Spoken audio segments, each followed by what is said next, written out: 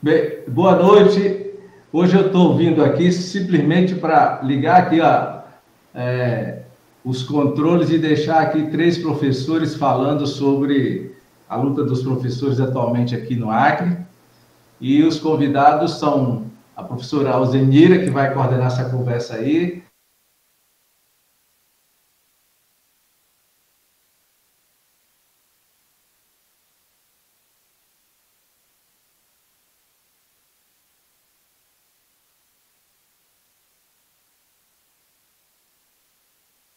Twitter e A pelo partir de próprio agora. site O Estado do Acre. Exatamente. Então, nós vamos fazer essa transmissão aqui pelo nosso site, já estamos transmitindo pelo nosso site, oestadoacre.com, pelo nosso canal no YouTube, pela nossa página no Facebook também, pelo Twitter e também pela nova plataforma chamada Blue Sky, Céu Azul, que também a gente está lá. Vou deixar com vocês aí a professora Maria Alzenira, professor Sérgio Roberto e a professora Maria Correia. Bom debate para vocês aí. Valeu, tá valendo.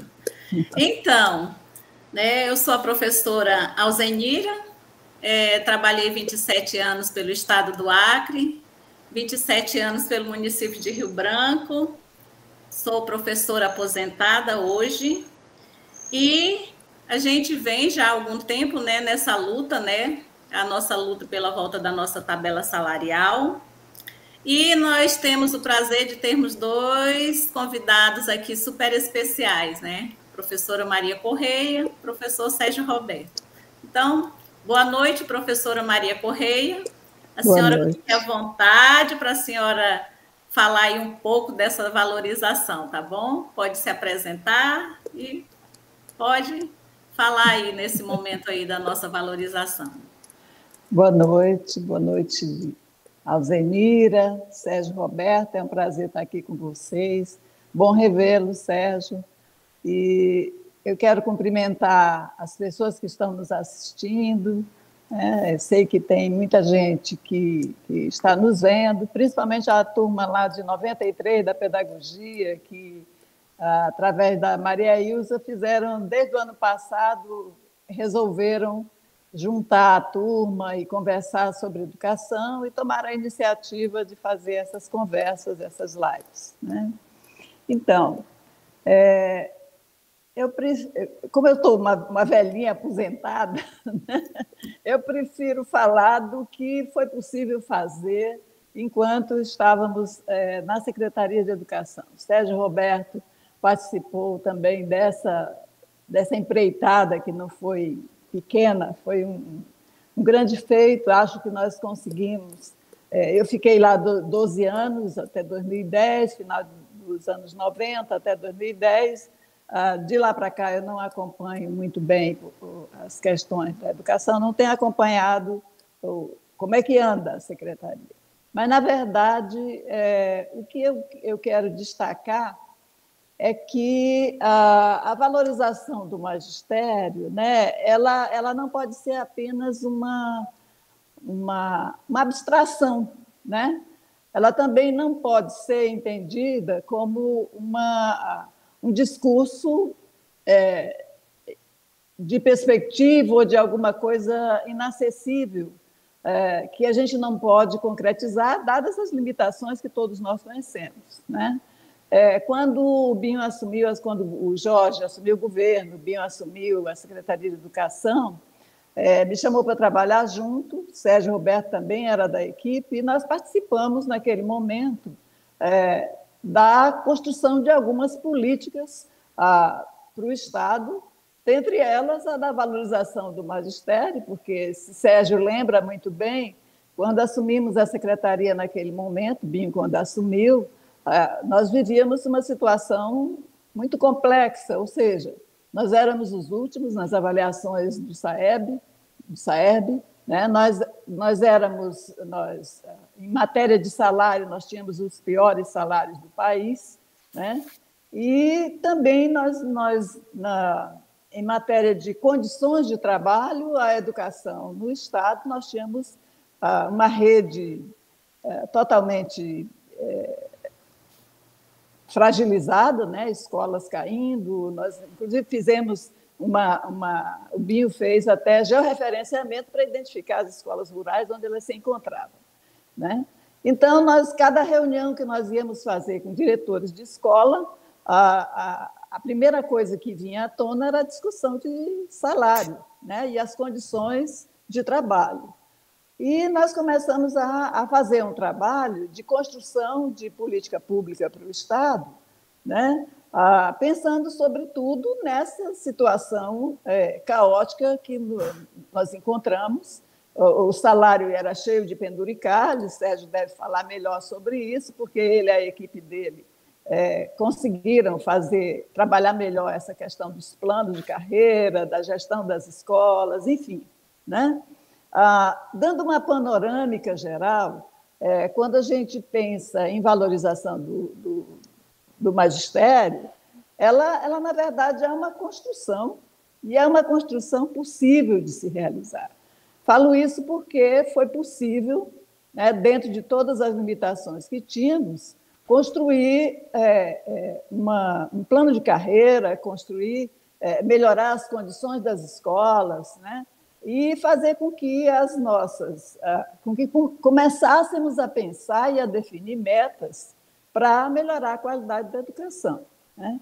Lembro que as duas gestões do Jorge, os dois momentos em que o Binho foi secretário, né? Eu acho que ali foram os primeiros momentos de quebrar a pedra, né? Porque era arrumar a casa, era conseguir melhorar os salários, melhorar as condições das escolas, né?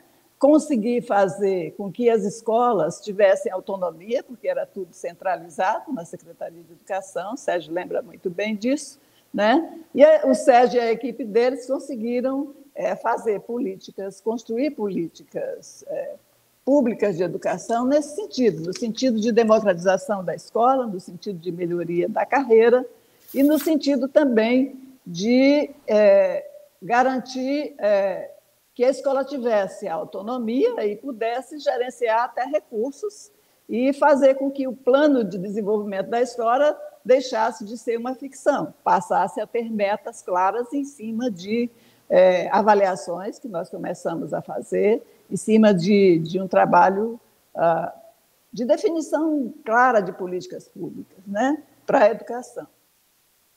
Então, eu lembro que naquele momento, o Sérgio deve lembrar muito bem, que quando começamos a pensar a nova gestão da Secretaria de Educação, como trabalhar a qualidade da educação, porque era esse o principal desafio, acho que ainda é até hoje, porque eu estava ouvindo esses dias a discussão do Plano Nacional de Educação, que praticamente não foi cumprido, né, desde 2014, e nós temos, então, ainda grandes desafios de qualidade pela frente, né? Mas, no Acre, posso dizer que foi possível, num determinado momento, né, construir políticas públicas e construir valorização do magistério, pensando tanto na questão salarial, porque a valorização não está apenas na questão salarial, ela inclui formação, ela inclui condições de funcionamento das escolas, e foi isso que nós fizemos, né? Lembro que, naquele momento, nós tínhamos só 26% de professores da rede estadual com nível superior. Nas redes municipais, eram apenas 16% de professores com nível superior. Então, pensar em qualidade da educação com essas características do nosso professorado era um desafio imenso. Então, nós tínhamos que, ao mesmo tempo em que melhorávamos a questão da carreira, dos salários, mas nós tínhamos, de outro lado, dar condições para que esse professor tivesse a formação adequada, até para ele ter uma carreira, de fato, de acordo com a formação que ele poderia adquirir. Então, naquele momento, nós passamos a trabalhar a questão da formação dos professores e abrimos, num convênio com a Universidade Federal do Acre, com a Universidade de Brasília, nós fizemos, naquela ocasião, era o maior programa de formação de professores do país, né? As pessoas ficavam impressionadas como é que o Acre, um estado pobre, estava fazendo a formação dos seus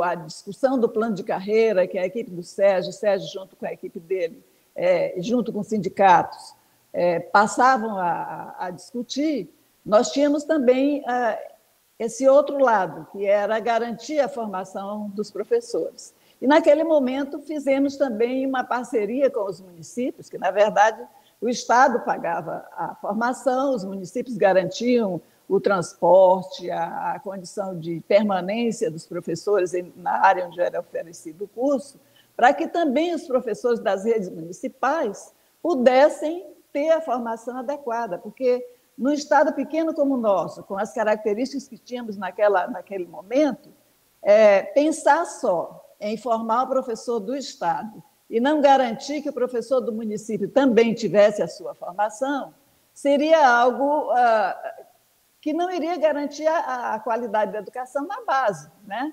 Porque educação infantil e as séries iniciais, normalmente são, a educação infantil, principalmente, é a prerrogativa do município pela lei, né?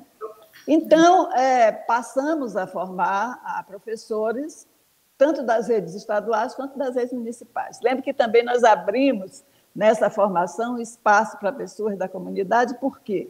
Porque pensávamos também que, em algum momento, precisávamos fazer concurso público para preencher vagas, e nada melhor do que contar com pessoas do próprio local para poderem concorrer às vagas, porque era comum e é comum, pessoas, por exemplo, da capital, que querem fazer um concurso no interior e depois querem voltar para a sede, né?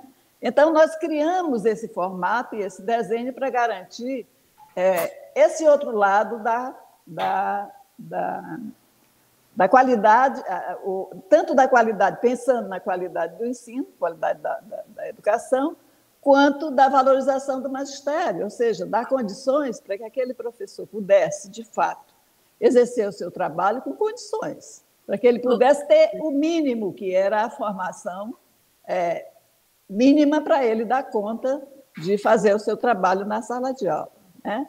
Isso foi um dos lados dessa, vamos dizer assim, um dos eixos do nosso trabalho. Um eixo era a discussão do salário, da gestão, que o Sérgio sabe, certamente pode falar mais sobre isso, o outro eixo da formação, né? E um outro eixo das condições da escola. Precisávamos reformar grande parte das escolas, construir novas escolas, e aí foram criados padrões para que as escolas pudessem, para que se pudesse ter um custo, por exemplo, o custo de uma escola infantil, qual era o padrão para aquela escola, como é que aquela escola deveria funcionar. Uma escola de ensino médio que precisava de laboratório, enfim, foram criados padrões e, a partir daí, né, a construção e a reforma das escolas se deu, né? Enfim, eu posso destacar aqui, isso aqui falando em termos bem gerais, né, porque o Binho ficou 2 gestões, a gestão do Jorge, dos 2 governos do Jorge, e eu assumi a secretaria quando o Binho ficou governador, né? E aí, nesse momento, foi possível discutir melhor a qualidade da educação, porque aí nós já tínhamos escolas reformadas, escolas construídas, né? Nós estávamos com uma carreira o salário sendo melhorado, né? Enfim, tínhamos as condições para começar a discutir qualidade da educação. E foi aí que nós começamos a implementar as metas, de fato, de melhoria da qualidade da educação, com sistema de avaliação, com o acompanhamento das escolas, para que nós pudéssemos definir metas claras para alcance dos objetivos. Porque a valorização do magistério não faz sentido se não estiver diretamente ligada com a qualidade da educação, né? Foram criados nesse tempo, Sérgio pode falar melhor do que eu, com o sistema de acompanhamento, também as condições para que a escola pudesse gerenciar os recursos que a secretaria descentralizava, né? E, ao gerenciar esses recursos, elas precisavam, com dados tanto das avaliações do MEC quanto das nossas avaliações, elas poderiam definir as metas, os planos de desenvolvimento da escola. Ou seja, isso, né? Professora, só a senhora, como secretária de Educação, a senhora, a valorização, ela partia do todo, né? A senhora tinha uma visão do todo, né? Tanto da parte física, quanto do professor preparado para atuar, né? De maneira que o aluno realmente aprendesse, e também a parte salarial, né? Então, a senhora tinha essa visão do todo, né? De realmente de uma secretária de educação, qual era a função da senhora dentro da Secretaria de Educação, né? E eu lembro muito bem que eu estava na sala de aula quando a senhora era secretária, e eu lembro, né, de que a secretária era aquela pessoa que a gente podia contar, né, em busca de ajuda para a melhoria da educação como um todo, né? E hoje, o que nós estamos vendo, que nós estamos passando por um momento muito crítico, é a desvalorização do professor quanto aos seus salários, né? O professor Sérgio Roberto vai falar agora um pouco sobre os números, né? Porque nós estamos passando por um momento difícil, porque a partir de abril de 2022, o que aconteceu com o salário dos professores? Foi votado na Assembleia Legislativa uma tabela onde achatou, ou seja, lá na letra A, se começava com 10%, foi tirado 3%. Então, se lá foi tirado 3%, para chegar até os professores aposentados, porque a nossa tabela vai de A a J, então foi decrescendo, foi diminuindo, né? E aí, a gente está nessa luta desde 2022 pela valorização, né? É o nosso PCCR, é a nossa vida, né? Então, assim, é bom ouvir o seu depoimento, né? Que lutavam pela melhoria do salário do professor, né? Pela valorização profissional. Então, agora eu gostaria, por conta do tempo, passar um pouquinho para o professor Sérgio falar um pouco, né, do estudo dele, o que ele fez, passar para a gente, muita gente aqui acompanhando, gente de Salvador. Uma boa noite aí para Maria de Lourdes, Maria José, Rosângela Castro, Fabiana, muita gente participando, que bom, né? Que bom. Um momento tão importante desse, né? Então, agora eu gostaria de ouvir a continuação da professora Maria Corrêa, que agora vai entrar nessa valorização da tabela do professor, tá bom? Professor Sérgio. Bom, boa noite. Obrigado pelo convite, prazer, Maria, estar te encontrando, sempre bom te ver. Realmente. Eu ainda não estou um velhinho aposentado, mas estou querendo. A reforma da Previdência que não deixa. Então. Bom, colegas, eu estou um pouco cansado, que eu estou numa fase de bancas de defesa de tese, inclusive o Jean vai defender, professor, o doutorado dele, eu estou na banca de defesa. Eita! E aí eu estou bem cansado de ler tese e dissertação. Mas bem, na verdade, a partir dos contatos que eu tive com o Sindicato dos Trabalhadores em Educação, o Sinteac, professora Rosana, nós começamos a trabalhar um levantamento para tentarmos entender se havia uma quantidade de recursos que tornasse possível ou minimamente viável o cumprimento de algumas questões que são pautas fundamentais para os trabalhadores em educação, para as trabalhadoras em educação.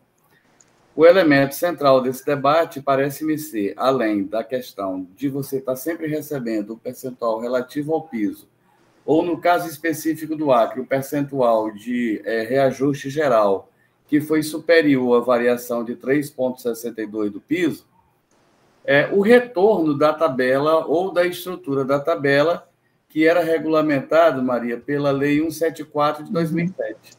Isso. Essa transformação da tabela ela se deu basicamente a partir da aprovação de uma outra lei, que foi a 396 de 2022. Essa nova lei ela diminuiu a diferença que nós chamamos de dispersão do maior para o menor salário, e, obviamente, nas classes e referências intermediárias, e o que era 90%, isso terminou se transformando em 63%. O primeiro detalhe que eu fui estudar, inclusive produzi um artigo científico que vai ser publicado junto com o professor Mark, agora numa revista, é saber qual foi a chamada, aspas, economia que teve o governo com esse corte de possibilidade de ganho dos trabalhadores. Quando nós levantamos, eu fiz uma pesquisa muito mais restrita ao professor e ao especialista em educação nível 2, ao professor e especialista em educação nível 2, e percebi que esse movimento ele gerou uma economia para o governo na casa de 38 bilhões de reais. Quando o governo ele cede ou concede aos trabalhadores o que é de lei, que é a atualização do PSPN, em 14,95, eu também fui calcular qual foi o custo disso ainda em 2023. E percebi que o custo havia sido de 51 milhões. A questão é que 38 milhões já havia sido resultante de uma economia feita às custas das remunerações dos próprios trabalhadores em educação. Dito de outro modo, quem financiou 75% de todo o processo de atualização do piso em 14,95 foram os próprios trabalhadores em educação.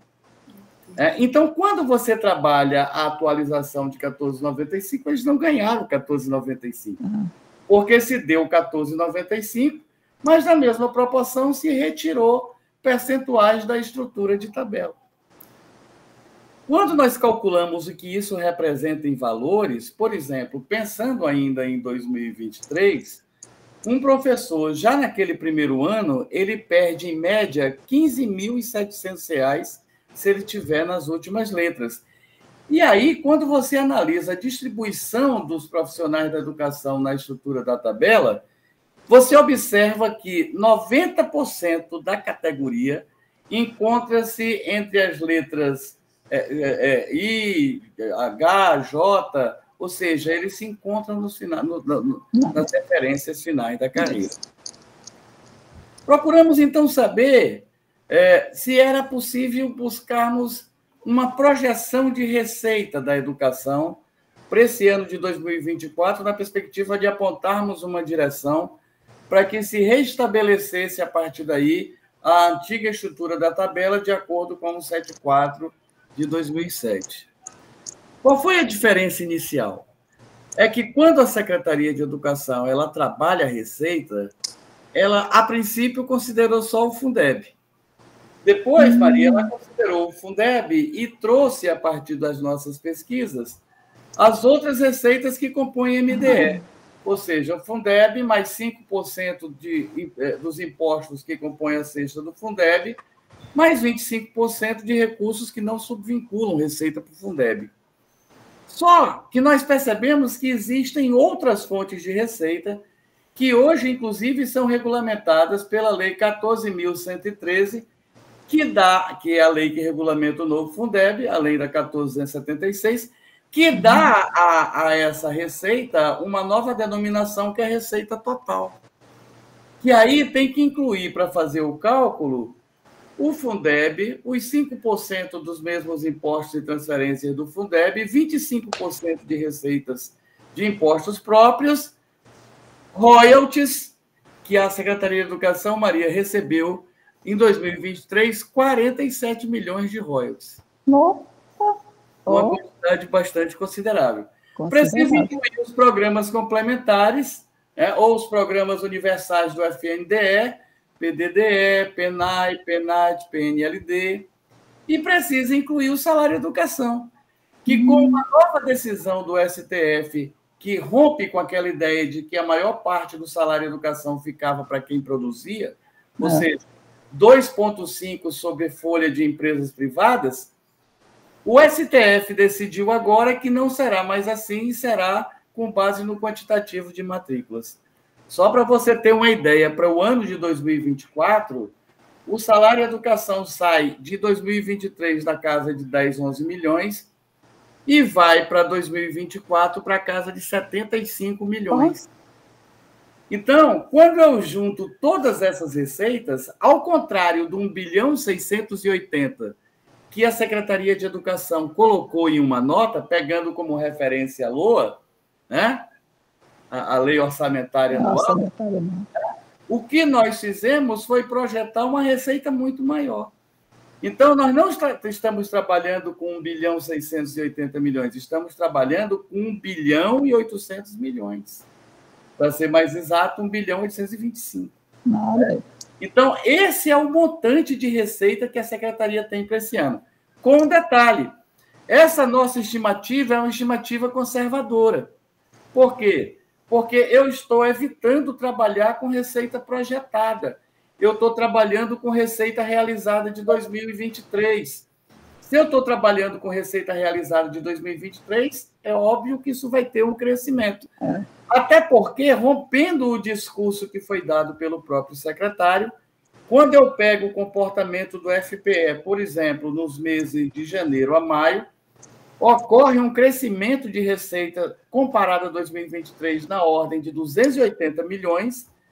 Quando eu pego o FPE de junho, que, segundo o secretário, iria ter uma queda, em 2 repasses, sem completar ainda o terceiro, ele já chega a 349 milhões, enquanto em 2023 foi 360.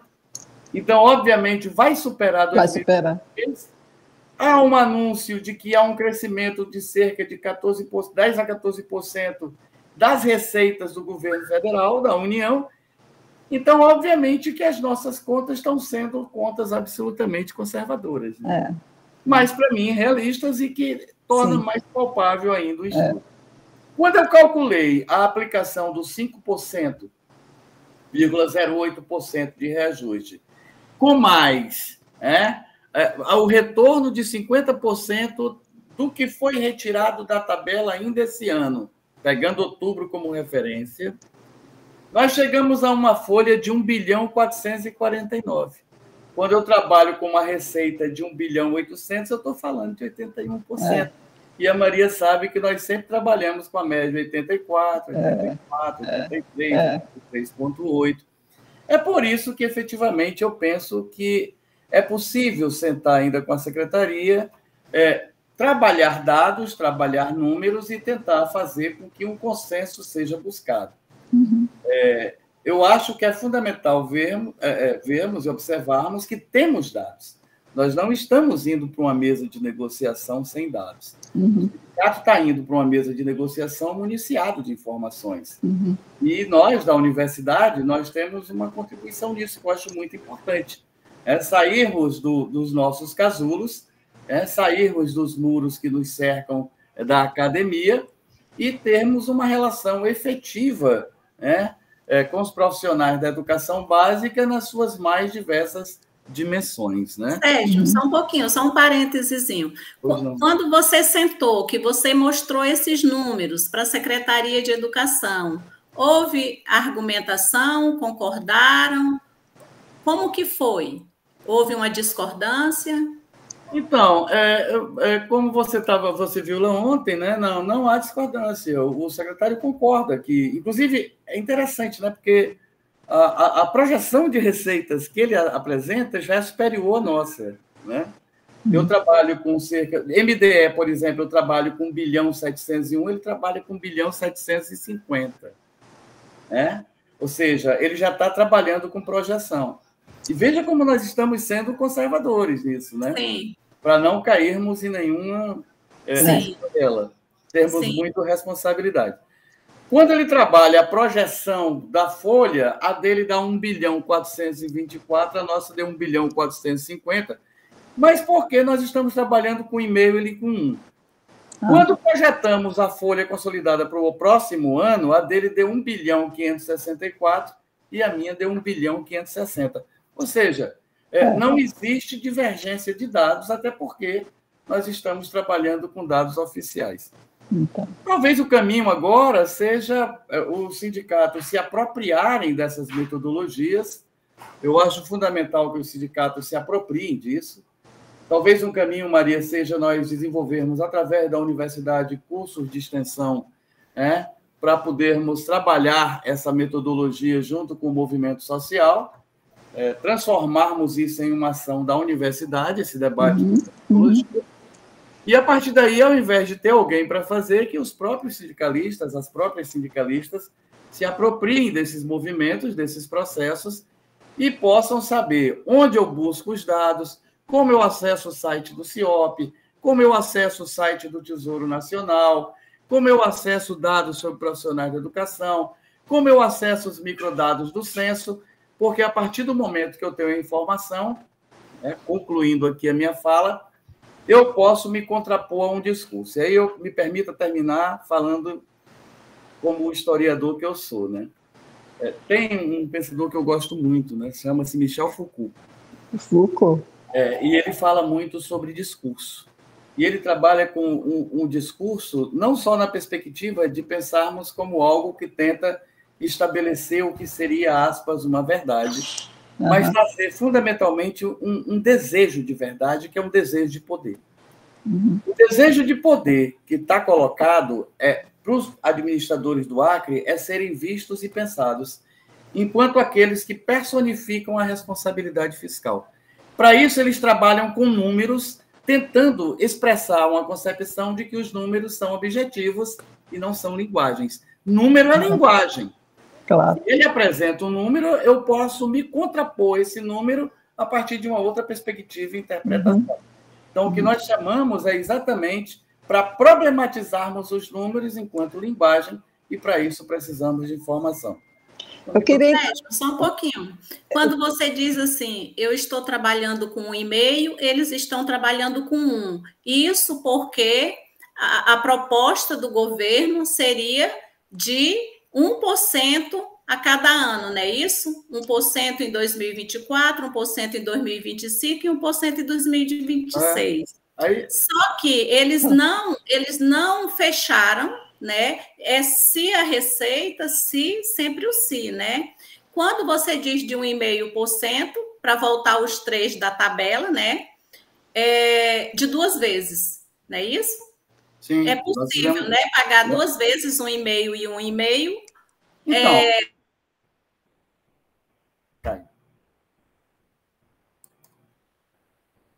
acho que caiu aí a...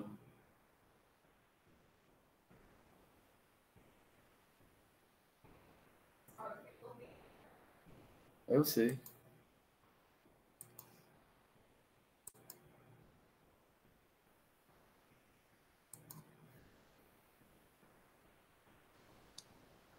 Voltou. Voltou aí? Voltou. Que aqui fica ruim a internet. Né?